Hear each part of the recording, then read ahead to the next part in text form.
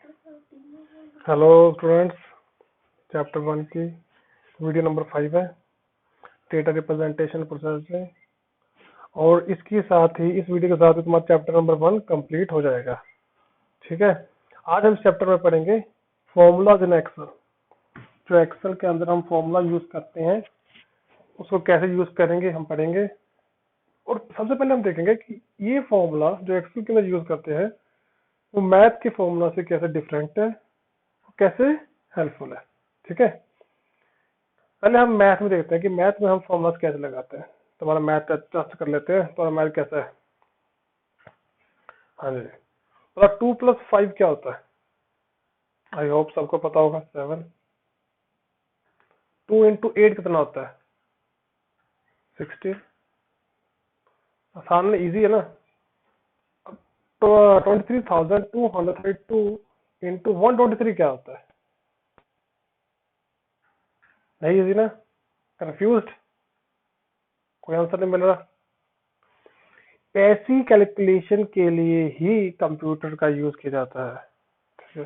Computer में जो Excel होता है वो कॉम्प्लेक्स कैलकुलेशन को सॉल्व करने के लिए होता है सबसे पहले तो। और दूसरा कॉम्प्लेक्स मतलब मुश्किल, जो भी मुश्किल कैलकुलेशन होती है उसको सॉल्व करने के लिए हम क्या करते हैं, एक्सेल का यूज करते हैं। और दूसरी बात इजी करने के लिए टास्क।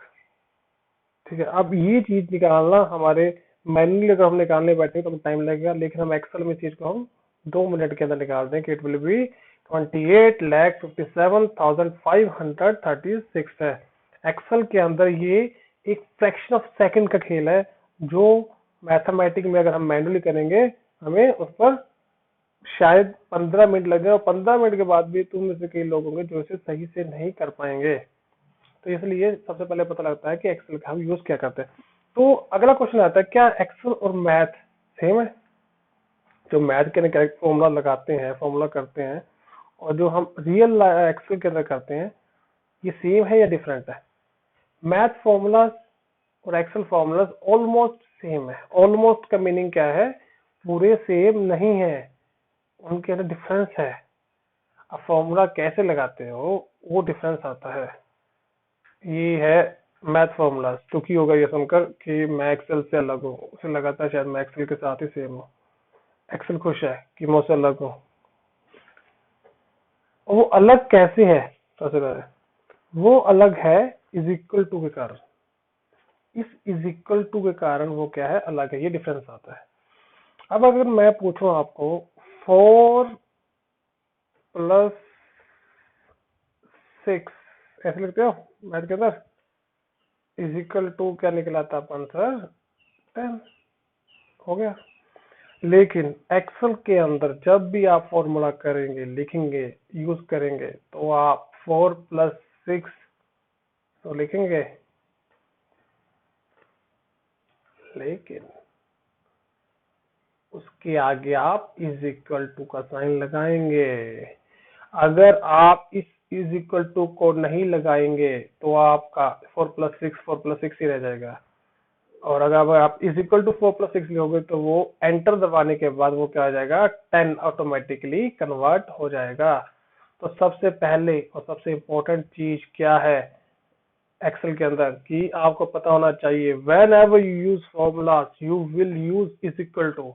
जब भी आप कभी एक्सेल के अंदर इस फॉर्मूला यूज करोगे सबसे पहले क्या है, इज इक्वल टू साइन लगाना है। इज इक्वल टू साइन को नहीं बोला, जब भी आप करोगे, अभी भी 80% ऑफ द स्टूडेंट ऐसे होंगे जो इज इक्वल टू लगाना भूल जाएंगे और फिर 4+6 लिखेंगे, एंटर दबाएंगे, उनका ऐड नहीं होगा। फिर वो लोग कंप्यूटर गलत है। कंप्यूटर गलत नहीं है, वहां तुम गलत हो। क्यों गलत हो? कि तुम्हें पता नहीं है, तुम भूल गए कि इज इक्वल टू लगाना, पहले इज इक्वल टू लगाएंगे, पहले इज इक्वल टू देन 4+6। ठीक है, ये सबसे बेसिक चीज है और सबसे इंपॉर्टेंट चीज है। जब भी कोई फॉर्मूला यूज करना है हमें क्या करना है, इज इक्वल टू लगाना है। अब यहाँ पर what is the difference between Excel formula and math formula? Excel formula math formula difference क्या आता है?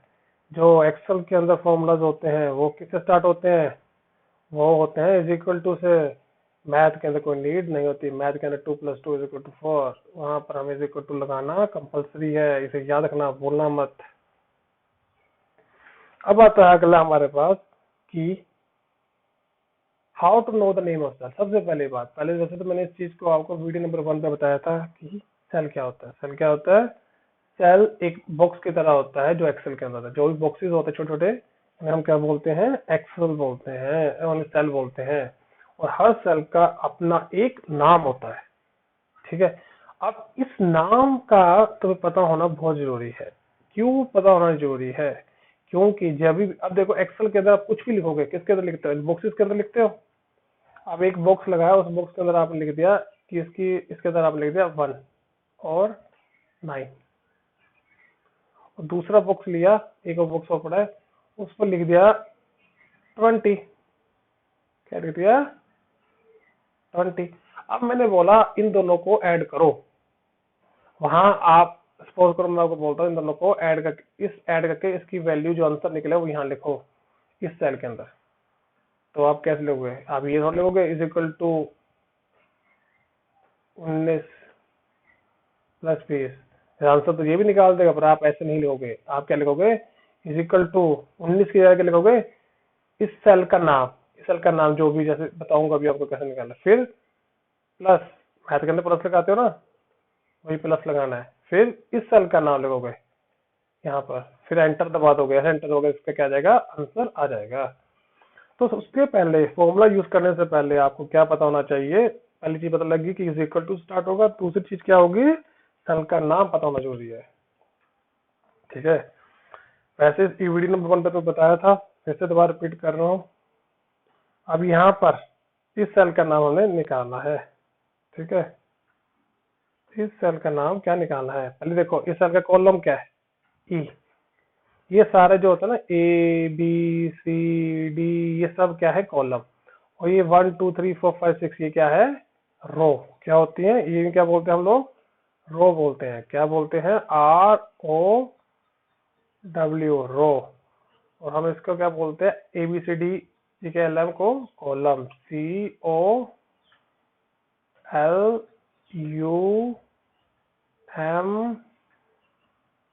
और N, कॉलम, ठीक है। अब मैं जब कॉलम बोलूं तो मतलब ये ऊपर वाला देखना है। कॉलम क्या है इसका? ई। रो क्या है? 20। तो नाम क्या होगा इसका? इसका नाम होगा E20, ठीक है। कॉलम और ई कॉलम, और इसका नाम होगा E20। क्लियर है? चलो अब ये बताओ मुझे, इसका नाम क्या है? बोलो। ऐसे सुन तो मिल सकता नहीं, पर फिर भी तो बोल रहे होगे, मुझे पता है। अगर जिसे समझ आ गया होगा वो बोलना जरूर होगा। अब पहले हम देखते हैं रो। रो कौन सा है? 6। कॉलम क्या है? H। नाम क्या होगा इसका? H6। क्लियर? सिंपल है, बहुत सिंपल है। चलो फिर इसका और बता दो मुझे। इसका रो क्या है? 11। कॉलम क्या है? K। तो नाम क्या होगा सेल का नाम होगा K11। क्लियर? अब नेक्स्ट ये, इसका रो क्या है? 15। कॉलम क्या है? M। नाम क्या होगा? M15। क्लियर? इस वे से आपको सब सेल के नाम पता लग जाएंगे। अब मैं पूछूं अभी आपसे, इस रीनू रीनू का नाम क्या है? कॉलम क्या है? B। और रो क्या है? 2, तो B2। इस वे से आप किसी का भी नाम, किसी सेल का नाम पता लगा सकते हो। बहुत इंपॉर्टेंट चीज है। 2 चीजें जान चुके हैं हम, इज इक्वल टू यूज करना फॉर्मूला से पहले, और सेल का नाम पता होना चाहिए। अब हम लगाएंगे फॉर्मूलाज में इम्प्लीमेंटेशन। फॉर्मूला करेंगे एक्सेल के अंदर। How to calculate multiplication and division. Multiply और डिवाइड करना, गुना और डिवाइड करना। डिवाइड को हिंदी में ध्यान नहीं, क्या कहते हैं? डिवीजन करना, डिवाइड करना। ये एक्सेल है हमारे पास, एक छोटी सी एक्सेल उठाई हुई है, बनाई थी मैंने, ठीक है। तो मैं यहाँ पर, हमारा काम क्या है? हमारा काम क्या है? मल्टीप्लाई करना। इस सेल के अंदर मुझे क्या करना? मल्टीप्लाई करना है। पहले मल्टीप्लाई करने से पहले क्या लिखूंगा मैं? फॉर्मूला लगाने से पहले सबसे पहले हम लिखेंगे इज इक्वल टू। फिर उसके बाद इस सेल का क्या बताना चाहिए हमें? नाम पता होना चाहिए। इस सेल का भी क्या बताना चाहिए? नाम बताना चाहिए ना। पहले चलो हम निकालते हैं इस सेल का नाम। सबसे पहले इस सेल का नाम क्या है? पहले देखते हैं इसका रो क्या है? 7। कॉलम क्या है? B। तो नाम क्या होगा इसका? B7। क्लियर? अब हम देखते हैं कि जो दूसरा है वो साथ में पड़ा है, ये 2 छोटा सा, इसका क्या है? रो तो सेम है 7, कॉलम क्या सी, तो नाम क्या होगा C7, पता लग गया। इसका नाम है B7, इसका नाम है C7। अब हमने मल्टीप्लाई करना है इनको, तो मल्टीप्लाई करने के लिए हम क्या करेंगे, इज इक्वल टू B7 गुना में C7, बस सिंपल। उसके बाद क्या करोगे, एंटर दबाओगे, जैसे एंटर दबाओगे तो 40 आपका क्या आ जाएगा, आंसर आ जाएगा। ऐसे मल्टीप्लाई करें, is equal to B7 into C7, answer आ जाएगा आपका 40। अकेला 40 लिखा होगा वहां पर, ये पूरा कंप्लीट नहीं लिखा हुआ, सिर्फ आंसर में आएगा 40 आ जाएगा आपको उसकी जगह। यही ये करके एंटर दबाओगे तो यहाँ पर लिखा आ जाएगा 4 और 040। क्लियर। वैसे divide, is equal to B7 divide by C7, answer आ गया आपका 20 डिवाइड बाई 2, 10 आंसर। सिंपल है, बहुत सिंपल है। चलो अब हम इसे करते हैं ट्राई एक्सेल के अंदर, हमारे पास फॉर्मूलेस पड़े हैं, वहां पर इसको ट्राई करते हैं कि देखिए तुम लोग कितने के अच्छे हो, कितने के सीखे या नहीं सीखे कुछ। ठीक है,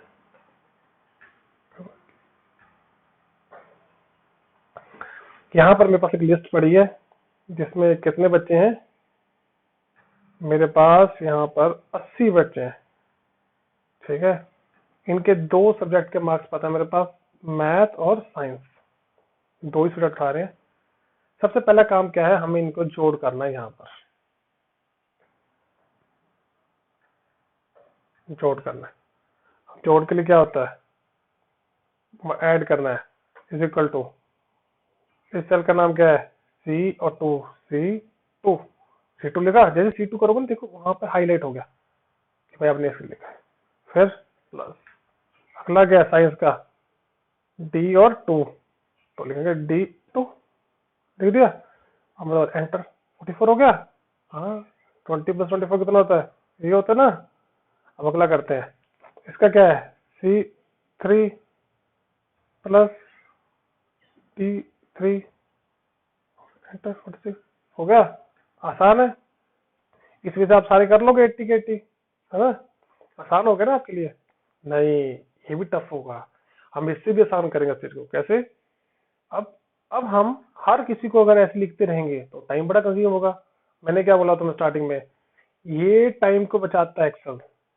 तो क्या करो, अगर आपने सेम फॉर्मूला लगाना है, अब यहाँ पर हम क्या कर रहे हैं, इस पर इस सेल और इस सेल को ऐड कर रहे हैं, इसमें क्या करेंगे, इस और इसको ऐड करेंगे, इसमें इसको इसको ऐड करेंगे, तो मतलब सब में ऐड कर रहे हैं। और ऐड कैसे कर रहे हैं, साथ वाली 2 कॉलम को, 2 सेल को। जब ऐसी कोई सिचुएशन हो तो मैं ऐड ही करना सबको, तो यहाँ पर जाओ, पहले यहाँ देखो प्लस साइन है ना, डब्बे वाला ये चिन्ह बना हुआ, जैसे इसके पास जाए तो प्लस, लाइनिंग प्लस हो गया, यहाँ कौन सा डब्बा, यहाँ पर लाइन वाला, जैसे उसके एंड पर जाओगे ना तो प्लस हो जाएगा ये वाला। यहाँ पर जाकर 2 बार डबल क्लिक कर दो, वो देखो सारे ओके ऐड हो गए। कितना ये 30 प्लस 34 64, 38 प्लस 42 80, 63 प्लस 67 130, 66 प्लस 70 136 हो गया।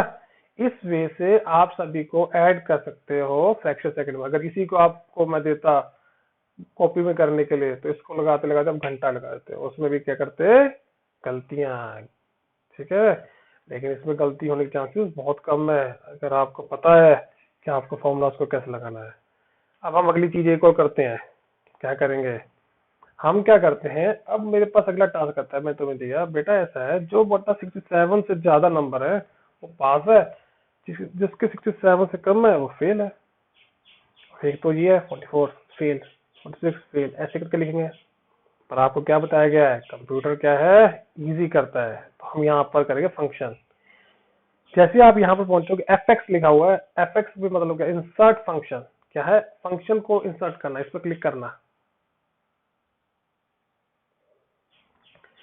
अगर तुम्हारे पास कोई कंडीशन आती है, अगर कंडीशन मतलब होता है अगर होना, अगर 67 से ज्यादा नंबर है तो पास, और अगर कम है तो फेल।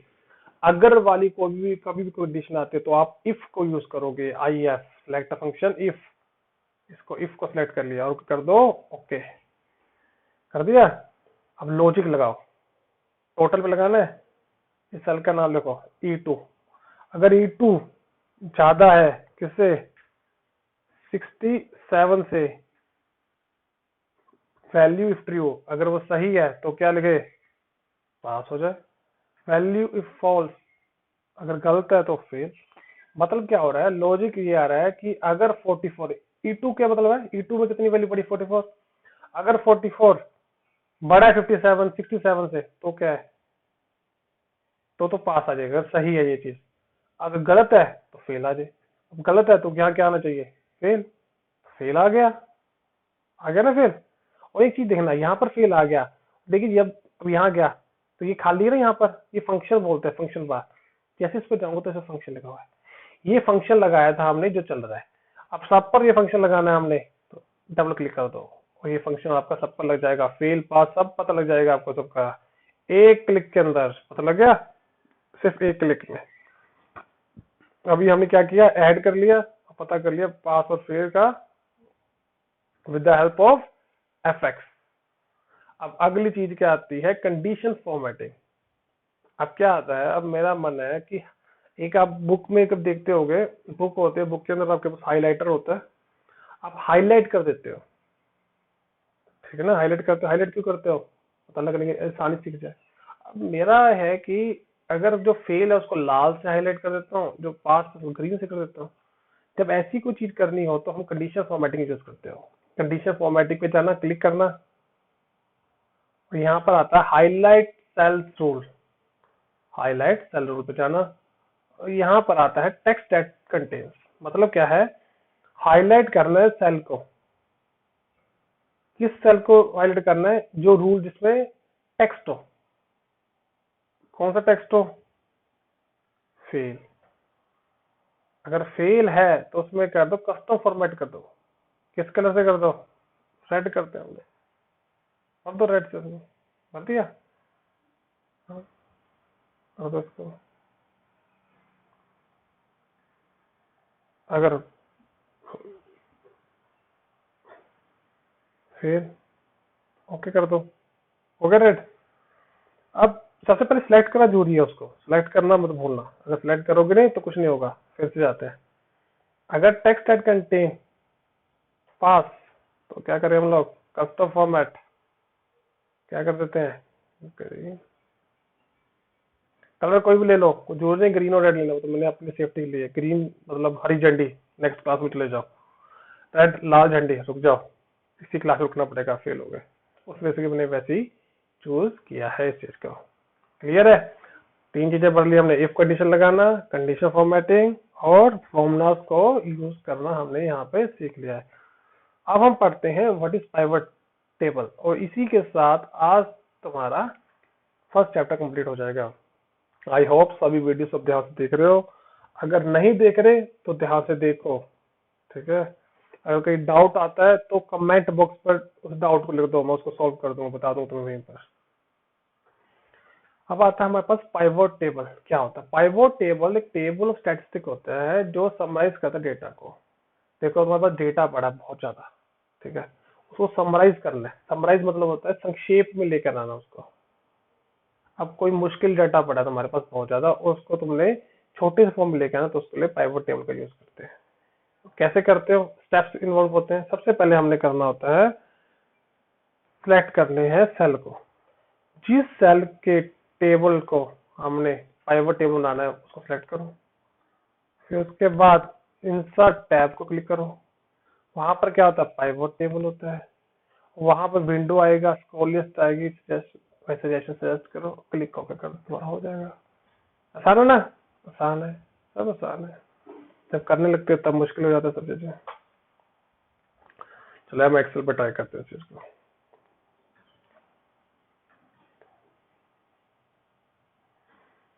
हमारे पास सपोज करो ये है डेटा, हम सारा डेटा को उठा लेते हैं, सिलेक्शन कर लिया। अब हम जाते हैं इंसर्ट के अंदर, फिर हम कहाँ जाएंगे, इंसर्ट में पाइवोट टेबल, दिख रहा है पाइवोट टेबल, ये पाइवोट टेबल क्लिक करो, फिर पाइवोट टेबल करो। यहाँ पूछा टेबल, टेबल रेंज कितनी है, शीट नंबर 3 है, 3 शीट फर्स्ट, बिल्कुल सही बोल रहे हो। ए से लेकर डी तक है, और इससे न्यू शीट में चले जाएंगे हम पाइवट टेबल लेकर, मान गए। यहाँ पर क्या लेकर आएंगे, नहीं